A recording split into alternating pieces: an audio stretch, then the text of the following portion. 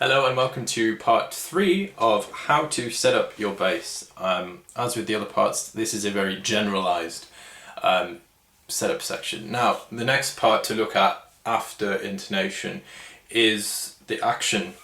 Now, what is the action? The action is similar to the neck relief in part 1, but it is the height of the saddle, which is these parts of the strings here, these silver parts here of the strings, in relation to the height of the fretboard.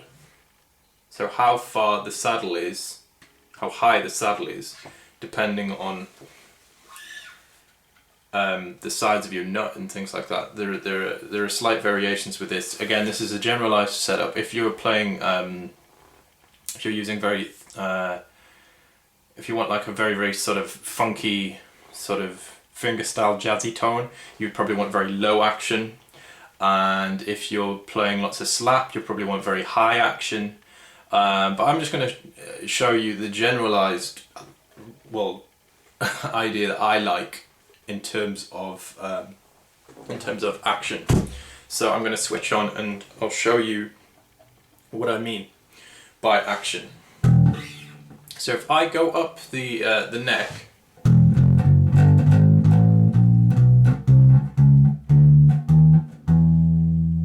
up to the 12th fret, switched on, and that sounds fine. If I switch off, and then I'll show you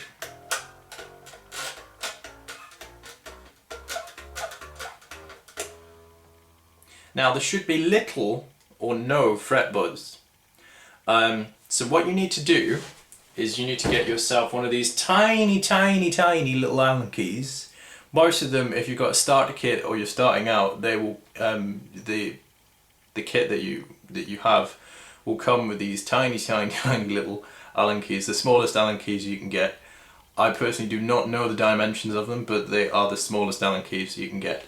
And what you need to do is you need to, I really apologise, the light in here is terrible. There are holes in the saddles, and you loosen or tighten each side of the saddle, because there are two holes, lefty loosey, righty tighty. Tightening will raise the saddle and loosening will lower the saddle, lowering the action. And my general rule of thumb seems to be that if you are playing and you play up to the 6th fret to the 12th fret, if you get fret buzz from the 6th fret to the 12th fret, you probably need to raise your action up. Again, this depends on your playing style. You may want that kind of buzzy sort of sound. But as a general sort of all-rounder playability level, I would say make sure that there's, the higher you go up the neck, some fret buzz is unavoidable, and depending on the type of wood and the build quality of your neck will depend on whether certain frets buzz or not. I remember playing it was a jazz bass with a maple neck at 6th form, and the 5th fret on the D string always used to buzz. Regardless how much I altered the action, it always used to buzz. So yeah, just to be aware of that. So I would say pretty much the best way to sort this out, to sort your action out for a generalized kind of all-round playability, is to lower your action. So that's loosen it off, lower your action until you get fret buzz on all of the frets, and then slowly tighten it up, quarter of a turn, like we did with the neck relief. Slowly tighten it up, just tighten it up, slowly, tighten up, and then check again, go up the neck, bum, chromatically up the neck, listening for any fret buzz. And now the fret buzz should reduce the more that you raise the action, and then repeat on all of the strings.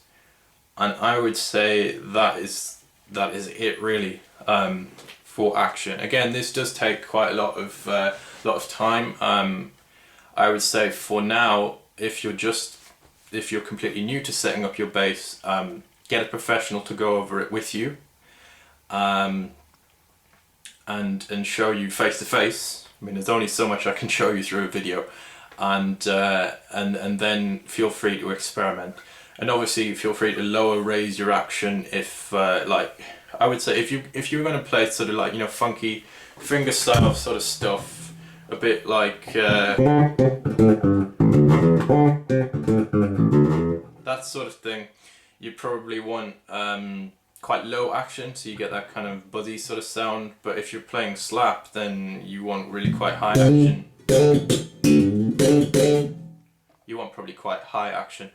But again, this is all down to personal preference, but there is a generalized rule that most guitar techs at music shops will do, which is to kind of pretty much lower the action so that there is little or no fret buzz, but raise it so much that it doesn't really like stick out, because there is a huge difference between having the neck how it is now or having the strings out like that. See what I mean?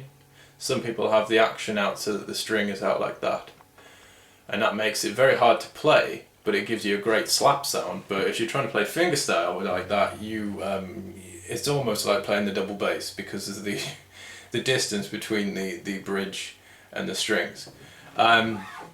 Okay, so that sort of concludes the general setup, but there are a few more things to go over.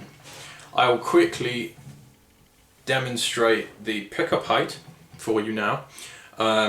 Pickup height is basically obviously the height of the pickups compared to the strings, like so. If you can see here with my neck pickup, again, a generalized idea is that the pickup, the thicker the string, the higher the pickups. The pickups are short, so should sort of slant like that. So imagine the E string is up here, where my nose is, and the G string is where this hand is. So the pickup should sort of slant like this. This is a generalized rule, and it's the same with the bridge pickup as well. And now the way to do that, again, is to get your Phillips screwdriver. And now with most jazz basses, they'll have holes, and loosen and tighten depending, and push down depending on the height that you want. But that is again the generalized sort of rule. If you're unsure and you really don't want to mess up your bass, please again get a professional to help you. Most setups can cost you about 25 quid, but if they can set it up for you and show you how they've done it, or you wait and they set it up for you while you're watching, that will really help you as well. Again, pickup heights depend on the amount of output that you get from the pickups, whether they're active, passive, single coil, or whatever.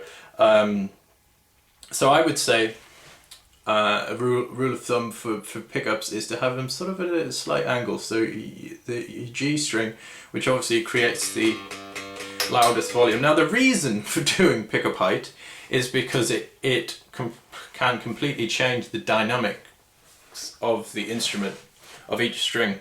Say for example you have the pickup right up next to the G string, you're going to get a very loud sound from the G string, but probably a really quiet sound from the D string. So what you really want is, the reason we have that sort of slight curve there is so that we get an even balance from all of the strings. So there's an even volume balance from all of the strings. That's what we're after.